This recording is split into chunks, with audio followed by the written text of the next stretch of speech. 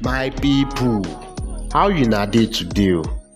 I hope una dey fine. Our topic for today on Street MBA with Kapick na mindset growth. My brother, my sister, you dey post daily, you dey respond to customers, you even dey do small giveaway, but somehow everything still dey stay small. Why? Because your mindset still dey think like just manage now, and the truth be this, you no fit grow bigger than your mind. If you still dey reason like say your hustle na side hustle forever, if you sef dey fear to charge better price, or you dey avoid growth because you no wan stress, omo, na small version of your business you go keep saying.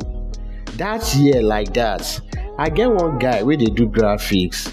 Every time dem ask am for price, e go say just anything you fit pay. Now guess what? People dey pay anyhow and his hustle dey suffer am. Why? E dey think small, e dey act small, so people treat am small. There is that survivor versus scaling mindset o.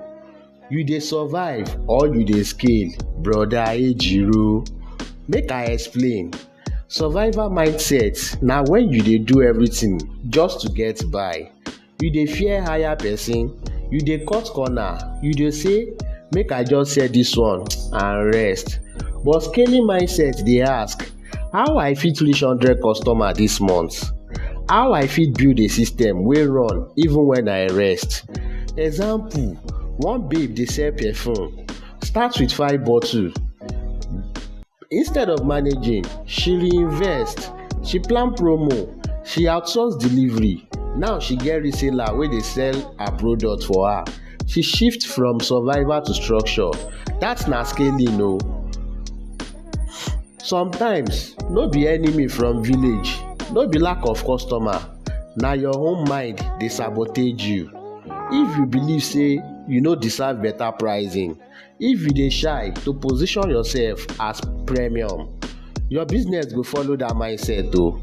Few months ago, I tell one guy, add small packaging to your food business. He say, who I be?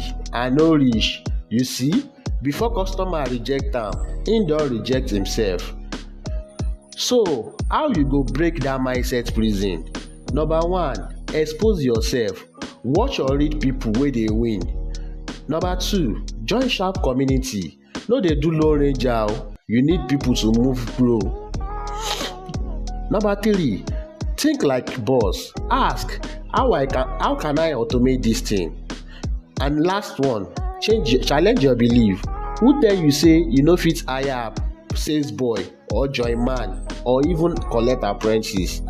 Read gist. One tailor I know begin with one machine. E dey reject jobs because him no get time. I tell am, hire join man now.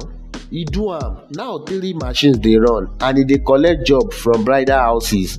Hustle never sweet until you expand your mind o.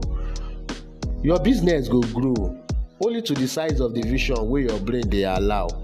If your thinking small, no system, no structure, no scaling plan, you go remain local.